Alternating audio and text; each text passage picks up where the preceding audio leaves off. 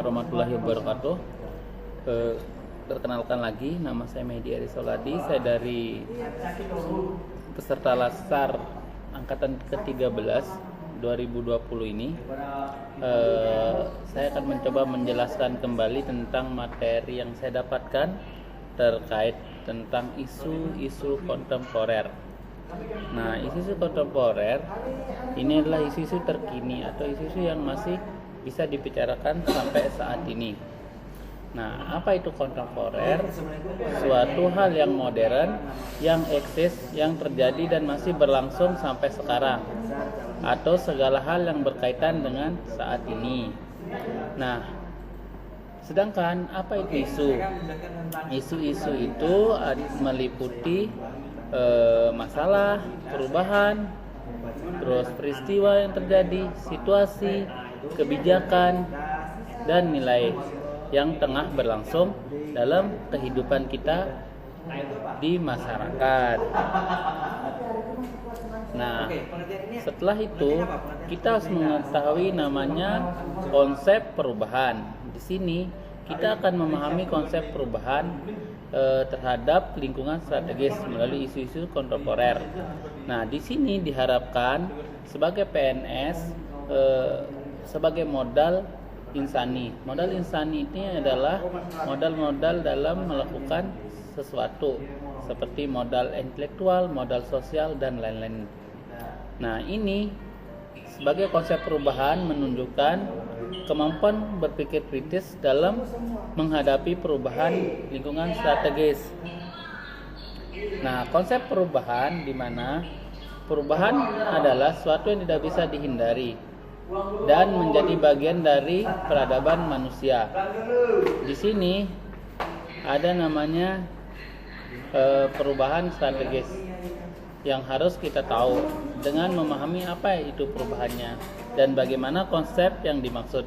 Nah, di situ ada contoh handphone di zaman dulu, bentuknya sangat berat, sangat besar gitu ya, tidak bisa dipakai, dibawa kemana-mana itu mungkin agak berat. Sekarang ada bentuk HP dengan bentuk smartphone, atau di zaman dulu, zaman batu, bentuk manusia adalah bentuknya seperti kera. Sampai sekarang dari masa ke masa berubah menjadi masa komputer. Nah, di sini ada namanya perubahan di lingkungan strategis. Nah, untuk memahami ini ada beberapa level dalam lingkungan strategis. Ada individu, keluarga, masyarakat, pada level lokal, nasional, regional, dan global.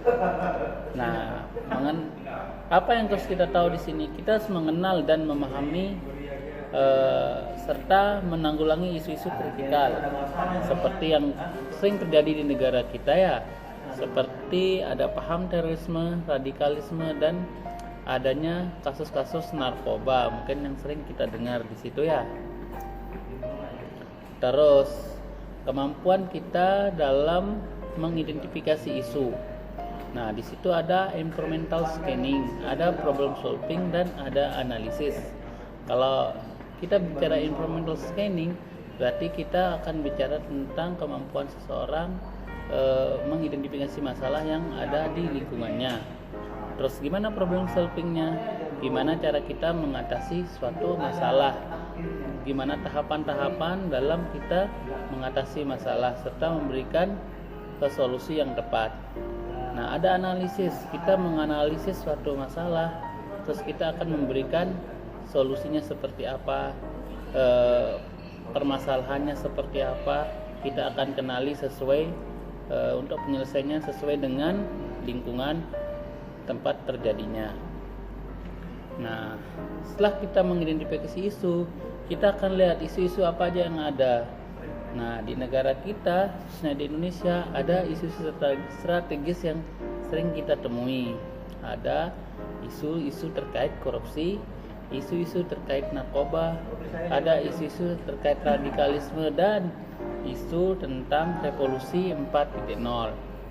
Dimana kalau korupsi mungkin sering kita temui ya, misal di ASN banyak terjadi suap menyuap, Nah, gimana cara kita menghindarinya? Kita harus melakukan pelayanan. Sebagai ASN, tugas melayani. Pelayanan secara apa? Secara transparan. Stop narkoba. Gimana caranya? Berarti kita melakukan sosialisasi terkait narkoba kepada mahasiswa, khususnya kalau dosen. Ada namanya radikalisme. Nah, paham-paham radikalisme atau paham-paham terkait paham keagamaan yang tidak sama yang dianut sama negara kita harus hindari, kayak gitu ya. Terus ada industri 4.0, di mana industri 4.0 ini kita harus bisa menyesuaikan diri dengan masa atau zaman yang sekarang, di zaman digital ini. Mungkin sekian yang bisa saya sampaikan. Terima kasih atas perhatiannya. Mohon maaf atas kekurangannya.